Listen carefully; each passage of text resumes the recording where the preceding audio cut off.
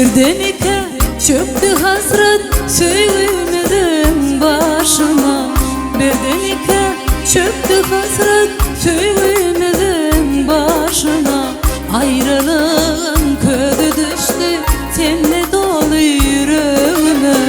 Ayrılığın ködü düştü tenle dolu yüreğime. Doymadım gözlerimden, doymadım sözlerimden. Umutlarım yanıp kaldı, doymadım men sevgimden. Doymadım gözlerimden, doymadım sözlerimden. Umutlarım yanıp kaldı, doymadım men sevgimden. Doymadım gözlerimden.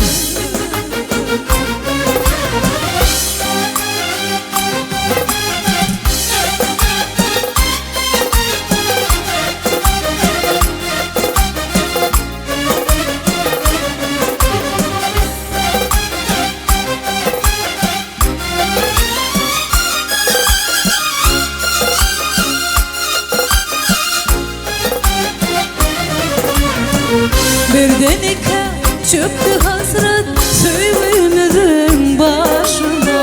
Birdenike çöktü hasret söylemedim başına. Ayrılığın ködü düştü tenle dolu yüreğime. Ayrılığın ködü düştü tenle dolu yüreğime. Doymadım gözlerimden, doymadım sözlerimden. Umutlarım yanıp kaldı, doymadım men sevgimden.